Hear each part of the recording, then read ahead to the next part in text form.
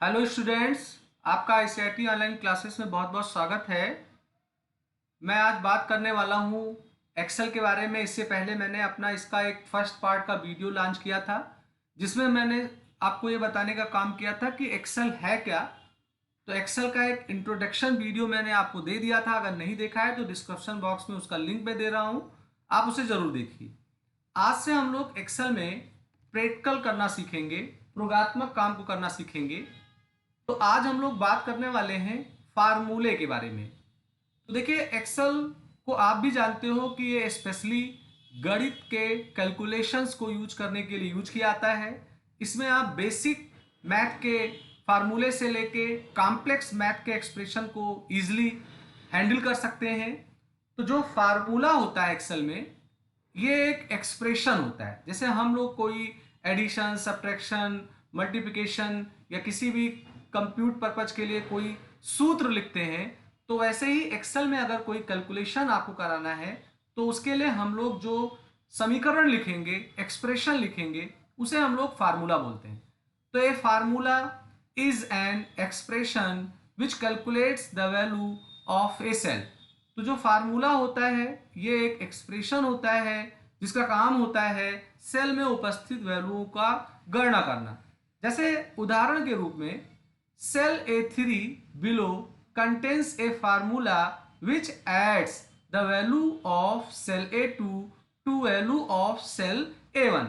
तो ऐसे यहाँ पर 2 लिखा हुआ है, तो 2 चूंकि A वाले सेल पे है, 1 वाले रो पे है, तो इसका एड्रेस होगा, सेल रेफरेंस होगा A1 और 3 का सेल रेफरेंस होगा हमारा A2। तो मैं अगर प्लान कर रहा हूं, मैं इन दोनों को ऐड करूंगा और उसका रिजल्ट मुझे A3 पे आए, तो A3 पे जो फार्मूला मैं चलाऊंगा उसमें मैं पहले इक्वल का निशान लगाऊंगा। इक्वल का निशान प्रत्येक फार्मूले और फंक्शन को लिखने से पहले लगाना अनिवार्य होता है। फिर मैंने A1 प्लस A2 लिखा, तो A1 और A2 के सेल का जो भी वैल्यू है उसका एडिशन आपको A3 पे दिख जाएगा। तो हमें यहाँ 5 दिख गया। ये एक एग्जाम्पल था कि फार्मूला हम लोग इस तरीके से चलाते हैं। अब हम लोग जब फार्मूला चलाएंगे तो हमारे फार्मूले में हम लोग बहुत सारे ऑपरेटर्स यूज करते हैं। ऑपरेटर इन द सेंस जैसे प्लस, माइनस, मल्टीप्लाई, डिवीजन या ऐसे और भी बहुत सारे ऑपरेटर्स होते हैं। तो जब हम लोग कोई एक कॉम्प्लेक्स फार्मूला लिखते हैं, एक्सप्रेशन लिखते हैं, तो उसमें हम लोग आवश्यकता के हिसाब से ऑपरेटरों को मिक्स करते हैं। पहले मल्टीप्लाई आ गया, हो सकता है बाद में डिवीजन आ जाए। तो बात आता है कि मूल्यांकन किसका होगा, प्रायोरिटी किसको देगा, कि पहले एडिशन होना है कि पहले सब्ट्रैक्शन होना है। तो Excel uses a default order in which calculations occurs. जैसे हम लोग गणित में फॉलो करते थे अपने ऑपरेटर को कि किस ऑपरेटर को पहले यूज होना चाहिए, उसी ही को एक्सेल हमारा फॉलो करता है। If A part of the formula is in parenthesis, माने अगर आपने कोई फार्मूला चलाया है और उस फार्मूले में अगर कोई हिस्सा पैरेंथेसिस का आ रहा है, that part will be calculated first. तो उस पैरेंथेसिस के अंदर के कैलकुलेशन को पहले करेगा। ये आपको भी पता है, बोर्ड मैथ्स में ब्रैकेट ऑफ पहले होता है। तो ब्रैकेट ऑफ मतलब पैरेंथेसिस के अंदर जो चीजें हैं उनका मूल्यांकन पहले होगा। इट देन परफॉर्म्स मल्टीप्लाई और डिवीजन, फिर उसके बाद में वो गुणा और भाग का काम करता है। फिर इसको करने के बाद वो जोड़ने और घटाने का काम करता है, और फिर आगे ऐसे जो भी चीजें हैं उनको वो फॉलो करता है। तो ये एक ऑपरेटर प्रेसिडेंस है, माने किसको वो पहले प्रायोरिटी देगा मूल्यांकन करने के लिए। तो वही है जो डिफॉल्ट हम लोग अपना मैथ में यूज करते हैं। अब बात आता है कि फार्मूला हम कैसे चलाएं। तो देखिए, हमें जहां पे फार्मूला को चला के रिजल्ट चाहिए, हम उस सेल पे रहेंगे। फिर हमें सबसे पहले इक्वल का निशान लगाना है। फार्मूला जब भी एक्सेल में चलेगा तो मस्ट है कि आप इक्वल का निशान लगाइए।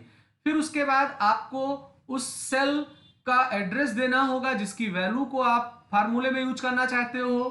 फिर आप उसके ऊपर कौन सा ऑपरेटर माने प्लस, माइनस, मल्टीप्लाई या डिवीजन यूज करना चाहते हो उसको लिखोगे। फिर उसके बाद जो नेक्स्ट सेल है उसकी वैल्यू जो उसके आगे यूज होगी उसको लिखोगे। इस तरीके से हम लोग अपने फार्मूले को बनाने का काम करते हो। जब फार्मूला बन जाता है तो आप इंटर प्रेस करेंगे तो आपको उस फार्मूले का जो आंसर मिलना है वो मिल जाएगा। तो आपको भी पता है कि जो कोई फार्मूला होता है, एक्सप्रेशन होता है, तो उसमें बीच में ऑपरेटर होता है और उसके लेफ्ट और राइट में ऑपरेंड होते हैं। ऐसे आपने लिखा C equal A plus B, तो यहां A हो गया सेल का एड्रेस, प्लस हो गया ऑपरेटर, B हो गया उस सेल का एड्रेस। तो जो A और B के यहाँ पे आप सेल एड्रेस लिखोगे उस पे एडिशन परफॉर्म होगा, C काम करेगा वो सेल एड्रेस जहां पे आप प्रेजेंट टाइम में हैं, माने आंसर आपका उसमें असाइन होगा। अब मैं आपको कुछ एग्जाम्पल बताऊं, उस एग्जाम्पल में और पिक्चर क्लियर होगा कि फार्मूले को रियल कैसे एक्सेल में चलाया जाएगा। तो देखिए ऐसे ये एक्सेल की एक सीट है, तो मैंने यहां पर एक नंबर लिखा है 25, मैंने एक नंबर लिखा है 12। अब मैं प्लान कर रहा हूं कि इन दोनों नंबर को मैं जोड़ूंगा, घटाऊंगा, गुणा करूंगा, भाग करूंगा। तो ऐसे मैंने पिछले वीडियो में बताया था कि एक्सेल में बहुत सारे कॉलम होते हैं, सबको आइडेंटिफाई करने के लिए आपको अल्फाबेट्स मिलेंगे। तो ये ए कॉलम हो गया, ये बी कॉलम हो गया, प्रत्येक रो को पहचानने के लिए नंबर लिखा होता है। तो ये 1 2 3 रो का नंबरिंग हो गई। तो यहां मैंने हेडिंग डाला फर्स्ट नंबर, एक वैल्यू है 25, सेकेंड नंबर यहां मैंने एक वैल्यू डाला 12। तो इन दोनों को मुझे ऐड करना है, तो उसके लिए एडिशन मैंने हेडिंग बनाया, यहां मैंने लिखा इक्वल। अब चूंकि 25 का एड्रेस है B1, तो यहां मैंने लिखा B1 और 12 का एड्रेस है B2, तो इक्वल B1 प्लस B2 लिख के मैंने अगर इंटर किया तो B1 और B2 का जो रिजल्ट है, माने 25 और 12 का जो रिजल्ट है वो आपको 37 सेल पे दिख जाएगा। इसी ही क्रम पे मैंने सब्ट्रैक्शन का फार्मूला चलाया, मैंने मल्टीप्लाई का फार्मूला चलाया, मैंने डिवीजन का फार्मूला चलाया। तो ये चारों फार्मूले आपको यहां दिख रहे हैं, पर जब आप रियल एक्सेल में इनको लिख के एंटर करोगे तो ये फार्मूले हाइड हो जाएंगे और इनके एवज में जो इसका आंसर होगा वो आपको उस सेल में दिख जाएगा। तो ये एक एग्जाम्पल है जिसे एक्सेल में जाके आपको जांचना होगा, चला के इसे अनुभव करना होगा। एक दूसरा एग्जाम्पल मैं दे रहा हूं एक्सेल में, जैसे आपको इंप्लाई के सैलरी का कैलकुलेशन करना है। तो ऐसे यहां मैंने इंप्लाई का नाम दे दिया, उसका पोस्ट दे दिया, उसकी सैलरी दे दी। अब मुझे उसके सैलरी का 15% बोनस देना है। तो यहां 12,500 जो है ये B3 सेल पे लिखा हुआ है, तो इक्वल B3 मल्टीप्लाई 15% मैंने कर दिया। तो B3 की जो वैल्यू है उसका 15% बोनस आ जाएगा। डिडक्शन का मतलब कटौती होता है, 5% कटना है, तो B3 का 5% निकाल लिया। अब टोटल सैलरी में मैंने B3 लिखा, मैंने सैलरी, B4 का मतलब बोनस, इनको जोड़ा और डिडक्शन चूंकि सैलरी से जाएगा तो मैंने माइनस किया B5 को, तो यहां मुझे टोटल सैलरी मिल जाएगी। एक उदाहरण मैं आपको और दे रहा हूं, ये साधारण ब्याज का कैलकुलेशन है। जैसे प्रिंसिपल अमाउंट हो गया हमारा 15,000, रेट ऑफ इंटरेस्ट हो गया 5, टाइम हो गया 10। तो मैं इसका सिंपल इंटरेस्ट चाहता हूं, तो देखिए यहां मैंने फार्मूला लिखा, फार्मूले में मूलधन B2 पे है, रेट ऑफ इंटरेस्ट माने दर B3 पे है, समय माने टाइम B4 पे है। इन तीनों को मल्टीप्लाई करके 100 से मैंने डिवाइड किया, तो मैं इसे इंटर करूंगा तो मेरा रिजल्ट हमें यहाँ पे दिख जाएगा। तो चलिए इसको बिना देर किए हुए हम लोग एक्सेल में चलते हैं और इसको रियल जांचते हैं कि कैसे एक्सेल में इसको हम लोग चलाएंगे। ये तो मैंने आपको लिख के दे दिया है कि आप इसको देख के एक्सेल में इसको परफॉर्म करिए। तो जैसे देखिए यहाँ पे मैंने 25 नंबर लिखा, मैंने यहाँ पे 12 लिखा, मैं प्लान कर रहा हूं कि इनको मैं जोड़ूंगा, तो मैंने यहाँ इक्वल लिखा। अब चूंकि 25 मैंने B1 में लिखा है तो यहां मैं B1 लिखूंगा। तो जैसे ही B1 आप लिखोगे तो देखिए B1 ब्लू कलर का हो गया और B1 वाला सेल भी ब्लू कलर के आउटलाइन में हो गया। इससे ये पता लग रहा है कि आप किस सेल का एड्रेस दे रहे हो। कभी कभी हम लोग एड्रेस गलत दे देंगे, तो ऐसे स्थिति में हम इस कलर के मैचिंग से पहचान सकते हैं कि हम एड्रेस सही दे रहे हैं गलत।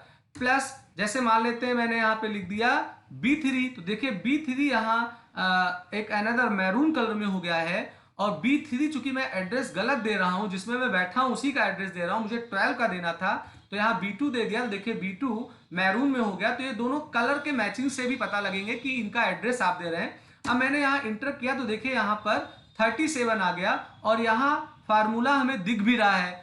दूसरी बात, अगर आप फार्मूला सेल एड्रेस देके चला रहे हैं तो कल को अगर आपने यहाँ वैल्यू बदला तो देखिए यहाँ रिजल्ट्स भी आपका तब्दील हो रहा है।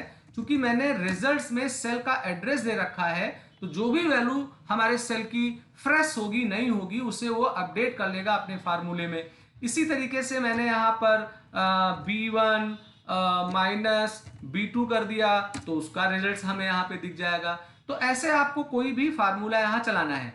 जैसे साधारण ब्याज का ले लेते हैं तो यहाँ 1000 मान लेते हैं प्रिंसिपल अमाउंट है, 5 मेरा इंटरेस्ट है, 10 मेरा टाइम है। तो मैंने यहाँ इक्वल लिखा। अब यहाँ मैं D1 लिखूंगा और मल्टीप्लाई, फिर D2 लिखा, फिर मल्टीप्लाई, मैंने D3 लिखा और डिवाइडेड बाई कर दिया जाए 100। तो देखिए यहाँ पे सिंपल इंटरेस्ट का आंसर आ गया। अभी मान लेते हैं यहाँ पे किसी की सैलरी लिखी है 15,000, मुझे इसका बोनस निकालना है 10%। तो मैंने इक्वल लिखा, यहाँ पे 15,000 किया और मल्टीप्लाई करके मैंने यहाँ पे 10% करके इंटर कर दिया। तो देखिए इसका 10% आ गया। तो इस तरीके से आप एडिशन का काम कर सकते हैं, इस तरीके से सब्ट्रैक्शन कर सकते हैं। यहाँ मल्टीप्लाई और डिवीजन का मिक्सअप किया गया है, यहाँ मैंने परसेंटेज निकालने के लिए बताया है। तो ऐसे आप कोई भी फार्मूला चलाइए, बस आपको ये ध्यान देना है कि इक्वल पहले लगाना है, फिर सेल का एड्रेस, जैसे यहाँ F1 है ये दिया जाएगा। अब यहाँ 10 निर्धारित था तो 10% मैंने लिख दिया। अगर किसी सेल में 10% लिखा होता तो उसका एड्रेस मैं दे देता तो उसका रिजल्ट आ जाता। तो ये आज का जो लेक्चर था इसमें मैंने कोशिश किया है आपको एक्सेल में फार्मूले कैसे चलाने हैं उनका परिचय देने के लिए। आप इन्हें प्रयोगात्मक जांचिए। अगर आपको कोई दिक्कत है, कष्ट है तो कमेंट बॉक्स में जरूर लिखिए। मैं उम्मीद करता हूं आज का वीडियो आपको अच्छा लगा होगा। अगर आपको पसंद आया हो तो इसे लाइक करिए, शेयर करिए, सब्सक्राइब बटन पे क्लिक करके बेल आइकन को जरूर लीजिए, जिससे मैं कोई नया वीडियो बनाऊं तो उसका अलर्ट आपको तुरंत मिल जाया करे।